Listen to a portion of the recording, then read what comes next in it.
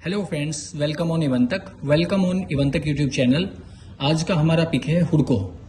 हमारा complete technical and fundamental analysis आज हुडको के बारे में रहने वाला है कि हुडको अभी कहां पर स्टैंड कर रहा है, क्या इसका अभी टेक्निकल एनालिसिस है, कहां पर ये चार्ट अभी स्टैंड कर रहा है और आने वाले टाइम में हुडको की चाल क्या रह सकती है। कंप्लीट हमारा इसके बारे में आज डिस्कशन रहेगा।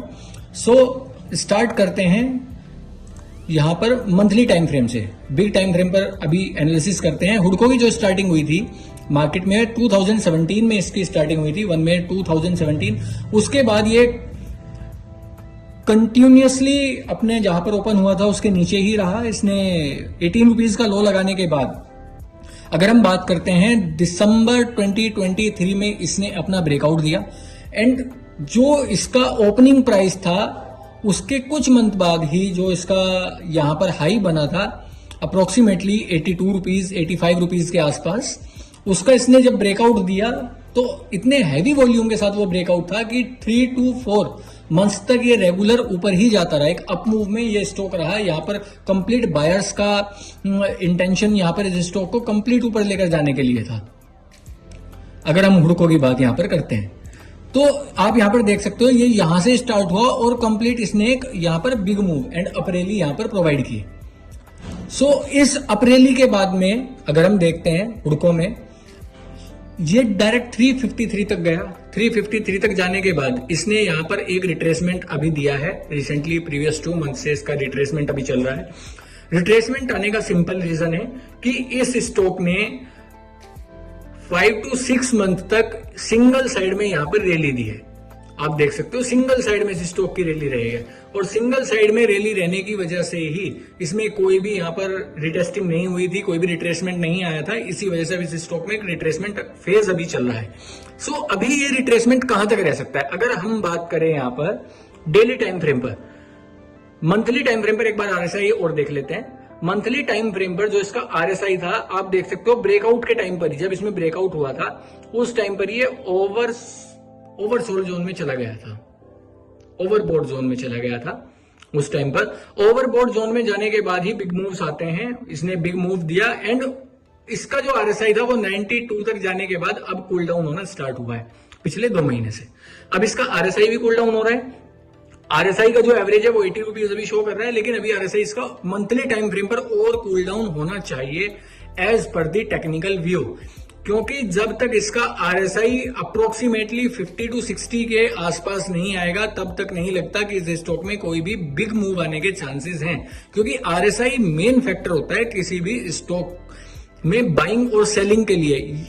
आरएसआई को देखते हुए ही यहां पर बिग प्लेयर्स जो भी मार्केट के होते हैं वो स्टॉक में एंट्री करते हैं और ओवरसोल्ड जोन में आरएसआई जाने के बाद यहां पर सभी का जो इंटेंशन होता है वो सेलिंग की साइड हो जाता है कि कभी भी इस स्टॉक में सेलिंग आ सकती है, क्योंकि इसका आरएसआई जो है वो बहुत ऊपर जा चुका है 70 से।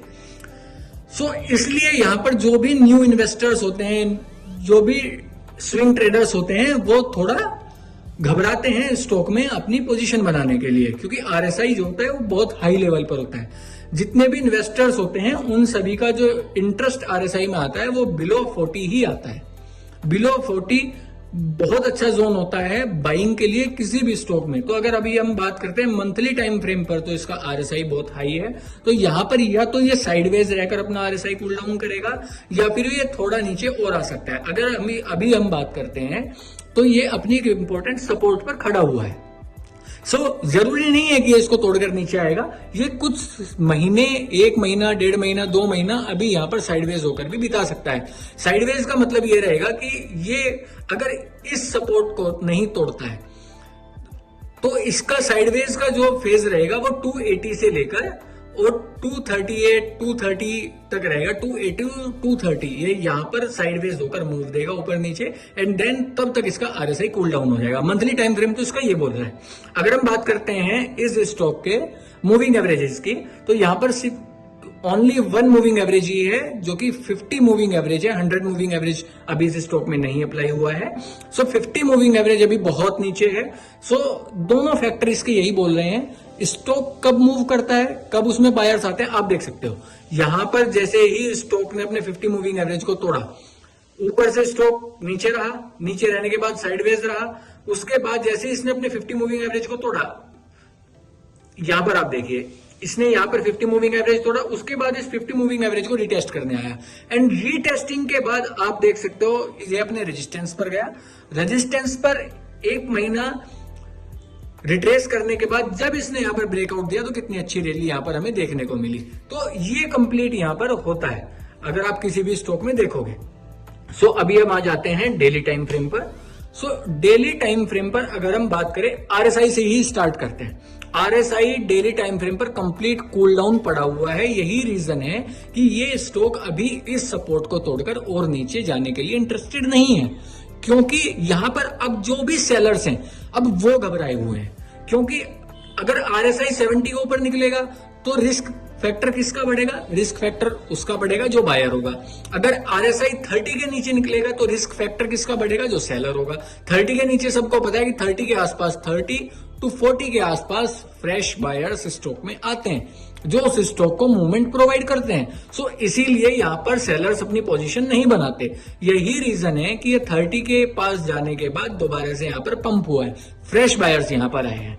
और दूसरा रीजन है कि अपनी एक इंपॉर्टेंट सपोर्ट पर लिए डेली टाइम फ्रेम पर, ये देखिए कितना अच्छा सपोर्ट इसका है। जब ये अप मूव कंप्लीटली दे रहा था, अप फेज में था, इसने यहां पर रेजिस्टेंस लिया, आप देख सकते हो ये कंप्लीट इसने यहां रेजिस्टेंस लिया, उसके बाद यहां पर इसने रेजिस्टेंस लिया, देन फिर इसने जब ब्रेकआउट दिया, ब्रेकआउट देने के बाद भी ये रिटेस्ट इस रेजिस्टेंस का ही करने के लिए आया और इस रेजिस्टेंस को रिटेस्ट करने के बाद इसने फिर मूव दिया एंड अगेन अब जब ये अपनी डाउन मूव में है तो डाउन मूव में आने के बाद ये कंप्लीट इस रेजिस्टेंस, इस सपोर्ट की अब यहां पर रेस्पेक्ट शो कर रहा है। आप देख सकते हो ये रिसेंटली इसका चार्ट है, ये अपनी इस सपोर्ट की यहां पर रेस्पेक्ट शो कर रहा है, जो कि करनी भी चाहिए। एक परफेक्ट प्राइस एक्शन के थ्रू जब भी कोई स्टॉक ऊपर जाएगा तो वो इसी तरह से उस स्टॉक में जितनी भी रेजिस्टेंस एंड सपोर्ट्स होंगे उनको रिस्पेक्ट शो करेगा। ये क्लियर कट आपके सामने एक एग्जांपल है। ये स्टॉक ऊपर से नीचे आया और यहां पर अपनी सपोर्ट के ऊपर इसने अगेन सपोर्ट ली एंड आप देख सकते हो कि जैसे ही इसने पहले दिन अपनी सपोर्ट को टेस्ट किया उसके बाद अगले दिन इसमें फ्रेश बायर्स आ गए थे। उसका रीजन यही था, RSI first factor, second factor important support, और अब दोबारा से ये सपोर्ट के पास ही यहां पर घूम रहा है। अगर हम यहां पर बात करते हैं कंप्लीट कि अभी इसमें क्या रहने वाला है, अभी इसका जो एनालिसिस है वो यही रहेगा कि अभी ये स्टॉक डेली टाइम फ्रेम पर तो मूव देगा। डेली टाइम फ्रेम पर मूव क्या देगा, जो मैंने आपको बताया था 280 तक, 230 से 280 तक का इसका कंप्लीट विंडो रहने वाला है।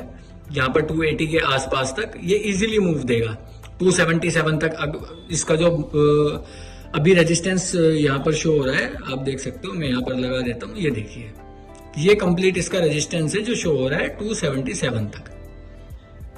277 280 तक इजीली ये मूव देगा, कोई इसमें दो राय नहीं है। अभी ये कुछ टाइम इस रेंज के बीच में ही रहने वाला है, क्योंकि अगर ये नीचे जाएगा तो इसका आरएसआई ओवरसोल्ड जोन में चला जाएगा, फ्रेश सेलर्स यहां पर आने के लिए इंटरेस्टेड नहीं होंगे, नीचे जाएगा नहीं। और एक रीजन आपको मैं और बताऊंगा इसके फंडामेंटल एनालिसिस में कि ये नीचे क्यों नहीं जाएगा, उसके पीछे भी बहुत सारे रीजन है जो कि फंडामेंटल जब हम इसका देखेंगे उस टाइम पर आपको क्लियर करूंगा। सेकंड थिंग, यहां पर हमने कंप्लीट एनालिसिस कर लिया है कि स्टॉक की अभी मूवमेंट क्या रहने वाली है। ये स्टॉक कंप्लीट साइडवेज रहेगा और डेली टाइम फ्रेम पर जो भी अपना ट्रेडिंग करते हैं या 2 to 3 डेज, 5 डेज, 10 डेज तक की स्विंग ट्रेडिंग करते हैं वो इजीली यहां पर अपनी पोजीशन बना सकते हैं 277 280 के लिए। स्टॉप लॉस क्या रहेगा, स्टॉप लॉस रहेगा 225 के आसपास, 225 to 219 के आसपास का स्टॉप लॉस लेकर आप इजीली यहां से पोजीशन 280 तक की बना सकते हैं। आपको अच्छा प्रॉफिट ये यहां से 280 तक का देकर जाएगा, इसमें कोई दो राय नहीं है। लेकिन अगर मैं कहूं 280 से ऊपर अगर इसमें ब्रेकआउट आता है, 280 से ऊपर ब्रेकआउट आने के बाद में दोबारा से इसके अंदर एक रैली हमें देखने को मिल सकती है, जो कि अभी ना के बराबर है, क्योंकि मंथली टाइम फ्रेम पर ये अभी भी आरएसआई इसका बहुत ऊपर है। ठीक, अब हम बात कर लेते हैं इसके फंडामेंटल एनालिसिस की। सो फंडामेंटल में अगर हम बात करते हैं हडको की, सो स्टॉक का पी सबसे पहले हम देखते हैं। पीई 21.4 का है, जो कि एक वेल एंड गुड पीई है। अगर हम इंडस्ट्री की पीई की बात करें वो भी 21.4 का है, इंडस्ट्री का पीई भी इसका बढ़िया है, उसमें भी कोई दिक्कत नहीं है। ठीक है, अभी हम बात कर लेते हैं, करंट प्राइस 238 चल रहा है जो कि बुक वैल्यू से बहुत ऊपर है। उसका रीजन यही है कि एक बिग ब्रेकआउट इसमें आया, ब्रेकआउट के बाद इसने अप रैली पकड़ी, तो उसी का रीजन है कि 238 इसका करंट प्राइस चल रहा है और बुक वैल्यू से जो कि काफी ऊपर है। डिविडेंड स्टॉक बहुत अच्छा दे रहा है। डिविडेंड वही स्टॉक प्रोवाइड करता है मार्केट में जिसकी अर्निंग्स हो रही हो। जो लॉस में चल रहा हो या जो कोस्ट टू कोस्ट चल रहा हो वो डिविडेंड प्रोवाइड नहीं करता, चाहे कितना भी अच्छा स्टॉक क्यों ना हो।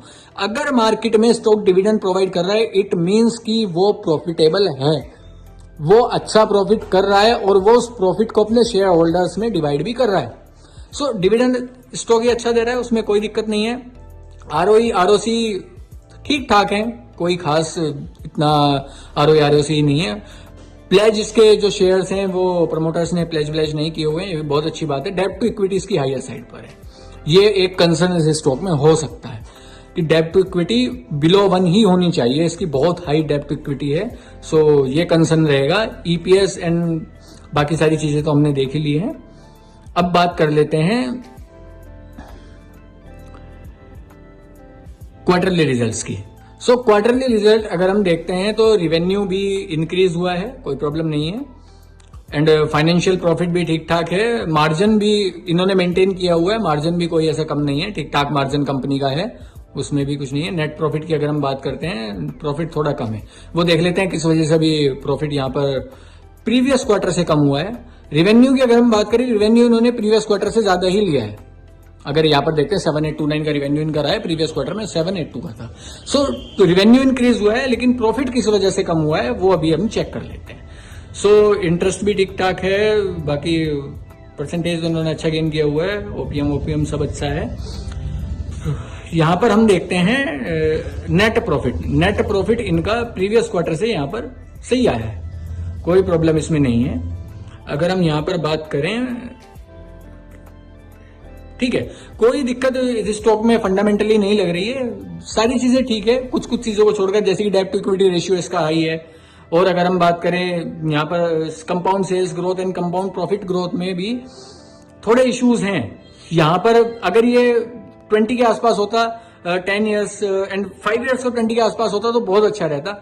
यहाँ पर भी थोड़ा फिगर लो है, लेकिन आने वाले टाइम में ये स्टॉक इजीली कवर कर सकता है, बहुत अच्छा स्टॉक है, अच्छी इंडस्ट्री से बिलोंग करता है, उसमें रिटर्न ऑन इक्विटी भी ठीक ठाक दे रहा है, कोई प्रॉब्लम स्टॉक में नहीं लग रही है। कोई खास फंडामेंटल एनालिसिस भी इसका ठीक है, सो है, ना बहुत ज्यादा अच्छा है और ना खराब है। खराब तो बिल्कुल भी नहीं कह सकते हैं, लेकिन बहुत ज्यादा अच्छा भी नहीं है, सो है। सो अगर हम इसकी बात करते हैं, बोरोविंग्स तो इसने ठीक ठाक ली हुई है, वही थोड़ी सी एक प्रॉब्लम स्टॉक में लगी है, बाकी तो कोई दिक्कत नहीं है, ठीक है। अगर बाकी अब इसमें हम देख लेते हैं share holding pattern. Share holding pattern यहाँ पर 75% से प्रमोटर्स का, जो कि 2023 से कम हुआ है।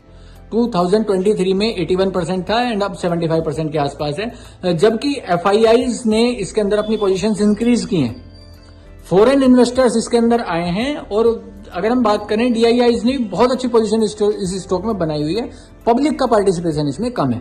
आप देख सकते हो कि अगर एफआईआई इसमें पोजीशन बढ़ा रहे हैं तो कुछ ना कुछ स्टॉक के अंदर पॉजिटिव होगा, जबकि प्रमोटर्स भी टिके हुए हैं। 5% के आसपास में प्रमोटर्स की होल्डिंग कम हुई है as compared to previous year. So ऐसी कोई प्रॉब्लम स्टॉक में नहीं है, बस इसका रीजन यही है कि ये अभी रिट्रेस कर रहा है, इसलिए एक बहुत बड़ी रैली दी है, बहुत अच्छी रैली दी है, back to back 6 to 7 month तक इसकी बहुत अच्छी रैली रही है। तो अगर इतनी लंबी रैली आई है तो रिट्रेसमेंट होना बनता भी है, तो ये रिट्रेस करेगा। एक परफेक्ट प्राइस एक्शन वही होता है कि स्टॉक ऊपर जाएगा, उसके बाद रिट्रेस करेगा, फिर ऊपर जाएगा, फिर रिट्रेस करेगा, हाइयर हाई, हाइयर लो, हाइयर हाई, हाइयर लो, देन उसके बाद ही स्टॉक फिर एक बिग ब्रेकआउट देता है, क्योंकि उसके बाद ही जब ये परफेक्ट प्राइस एक्शन मिलता है तभी यहाँ पर बिग इन्वेस्टर्स आते हैं, स्विंग ट्रेडर्स आते हैं, तभी स्टॉक में मूवमेंट आती है, और जब मूवमेंट आती है फिर रिटेलर्स का पार्टिसिपेशन होता है। तो यहाँ पर आप इजीली अपनी पोजीशन बना सकते हो छोटे से टारगेट के लिए।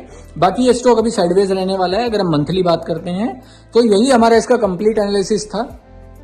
अगर आपको कोई भी इसमें से इंफॉर्मेशन काम की लगी है, यूजफुल लगी है, so please subscribe this channel and watch regularly. हंसते रहिए, मुस्कुराते रहिए, अपने बड़ों की सेवा कीजिए। जय हिंद, जय भारत।